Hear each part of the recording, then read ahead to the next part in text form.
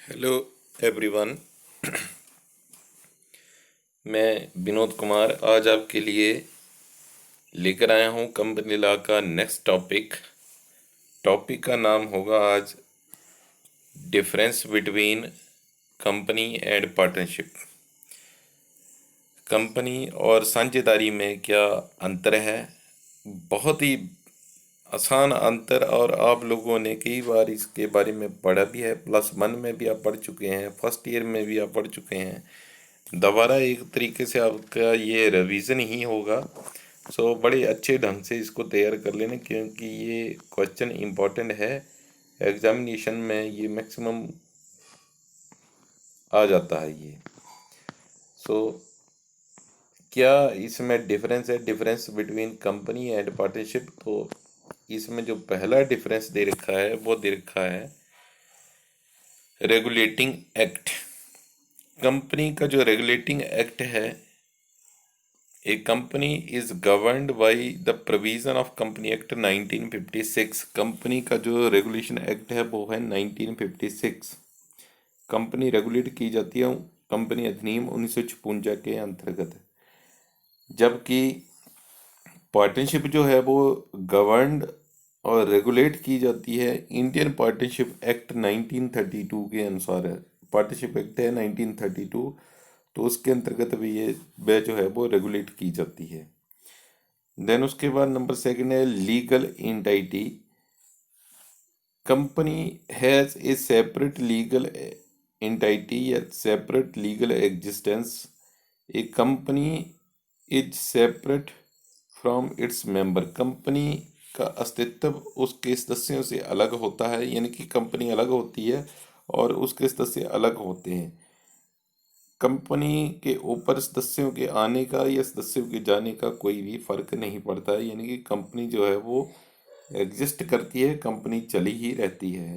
जबकि पार्टनरशिप जो है, पार्टनरशिप फर्म जो है does not enjoy the separate legal entity.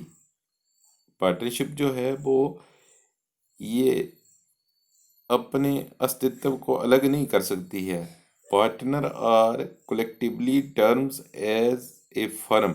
जितने भी पार्टनर हैं उन सभी ने मिलकर के एक पार्टनरशिप फर्म बनाई हुई है। एंड इंडिविजुअली एज पार्टनर, वे अलग अलग प्रकार से तो पार्टनर हैं, लेकिन कंबाइंड रूप से वो एक फर्म होती है। तो इसलिए पार्टनर जो है वो फर्म से अलग नहीं हो सकते हैं, उनका अस्तित्व अलग नहीं हो सकता। यानी कि एक पार्टनर के जाने का और एक पार्टनर के आने का फर्म के ऊपर फर्क पड़ता है। देन उसके बाद नेक्स्ट पॉइंट देखा है agency. A firm sorry A member is not a agent of the other member और द कंपनी। एक मेंबर जो है वो कंपनी का एजेंट नहीं है, ना ही किसी अदर मेंबर का वो एजेंट है। His action do not bind other, उसके द्वारा किया गया कार्य जो है वो दूसरे को बाइंड नहीं कर सकता है। एक व्यक्ति अपने कार्य से दूसरे व्यक्ति को बाध्य नहीं कर सकता, या एक सदस्य के द्वारा किए गए कार्यों से कंपनी जो है वो बाध्य नहीं होती है। जबकि पार्टनरशिप में क्या होता है कि अगर कोई पार्टनर कोई काम करता है तो उसके लिए फर्म जो है वो लायबल हो जाती है, फर्म उसके लिए बाध्य हो जाती है। Every partner is an agent of the other partner है। हर एक पार्टनर जो है वो एजेंट होता है दूसरे पार्टनर का, और as well as partnership firm का भी वो एक एजेंट होता है। यानी कि सिंपल बात आपने याद रखनी है कि एक मेंबर कंपनी का एजेंट नहीं होता है, जबकि एक पार्टनर जो है वो एक साझेदारी फर्म का एजेंट होता है। उसके बाद लाइबिलिटी। लाइबिलिटी, कंपनी की लाइबिलिटी होती है सीमित। Liability of its member is limited to the extent of the value of the share held by him. जिस व्यक्ति ने जितने रुपए के शेयर लिए हुए हैं उसकी लाइबिलिटी केवल उतने रुपए तक ही, उतने शेयर के रुपए तक की ही उसकी लाइबिलिटी बनती है, उससे ज़्यादा कोई लाइबिलिटी नहीं बनती है। जबकि पार्टनरशिप फर्म में लाइबिलिटी जो है वो अनलिमिटेड होती है, असीमित दायित्व होता है। Each partner has unlimited liability and is personally liable for all the debts of the firm, और वह व्यक्ति जो है वो फर्म के दायित्वों को पूरा करने के लिए लाइबल हो जाता है, उसे अपनी घर की संपत्तियां भी बेचनी पड़ जाती हैं। नेक्स्ट डिफरेंस का जो पॉइंट दे रखा है वो दे रखा है नंबर ऑफ मेंबरशिप, सदस्यों की संख्या कितनी होनी चाहिए। तो एक प्राइवेट कंपनी में सदस्यों की संख्या 50 तक सीमित हो सकती है और कम से कम 2, जबकि एक पब्लिक कंपनी में कम से कम 7 और मैक्सिमम सदस्य जो हैं वो अंशों की संख्या के बराबर हो सकते हैं। यहाँ पर एक थोड़ी सी अमेंडमेंट है कि एक कंपनी एक्ट 2013 अभी जो रिसेंटली अमेंडमेंट की है, जिसमें 1956 में अमेंडमेंट करके कंपनी एक्ट 2013 बनाया, उसमें प्राइवेट कंपनी के सदस्यों की संख्या मैक्सिमम सदस्यों की संख्या है 200 और कम से कम 2 ही हैं, और पब्लिक कंपनी में भी कम से कम 7 है और मैक्सिमम सदस्यों की संख्या जो है वो अंशों की संख्या के बराबर है। और in case of partnership firm में सदस्यों की संख्या कम से कम 2 और मैक्सिमम होती है उनकी 20, और अगर उनका बिजनेस है बैंक का तो उस केसेज में मैक्सिमम संख्या होती है 10। देन नेक्स्ट पॉइंट है कि transfer of share. In case of public company A share holder can transfer their share freely without restriction. एक पब्लिक कंपनी के सदस्य जो हैं वो अपने शेयर को किसी भी व्यक्ति को ईजिली जो है वो ट्रांसफर कर सकते हैं, जबकि एक पार्टनरशिप फर्म में कोई भी व्यक्ति अपने शेयर को without consent of the other partner किसी भी व्यक्ति को अपने शेयर को जो है वो ट्रांसफ़र नहीं कर सकते हैं। अगर किसी ने अपने शेयर को बेचना है या ट्रांसफ़र करना है तो बाकी के अगर साझेदार सहमत हैं तभी वे अपने शेयर को किसी दूसरे व्यक्ति को बेच सकता है, अदरवाइज बेचने की अनुमति नहीं है। देन उसके बाद है कि मैनेजमेंट। जो कंपनी की कंट्रोल एंड मैनेजमेंट होती है ये की जाती है बोर्ड ऑफ डायरेक्टर के द्वारा, elected by the share holder. ये जो बोर्ड ऑफ डायरेक्टर हैं ये इलेक्ट किए जाते हैं शेयर होल्डर के द्वारा। तो कंपनी की मैनेजमेंट की जाती है बोर्ड ऑफ डायरेक्टर के द्वारा, जबकि साझेदारी की मैनेजमेंट की जाती है या तो सभी साझेदार कर लेते हैं या फिर सभी साझेदारों में से किसी एक साझेदार के द्वारा, किसी एक साझेदार को भी रखा जा सकता है वहाँ पर उसकी मैनेजमेंट करने के लिए। उसके बाद आता है रजिस्ट्रेशन। कंपनी का रजिस्ट्रेशन करवाना जो है वो एसेंशियल होता है, बहुत ही ज़रूरी होता है, जबकि पार्टनरशिप फर्म का रजिस्ट्रेशन करवाना जो है वो ऑप्शनल होता है, ये कंपलसरी नहीं होता है। उसके बाद है कि binding up. No one member can require to winding up bond up it at will and binding up involves legal formality. कोई भी सदस्य जो है वो कैन नो वन कैन कोई भी सदस्य जो है वो कंपनी का समापन नहीं कर सकता है।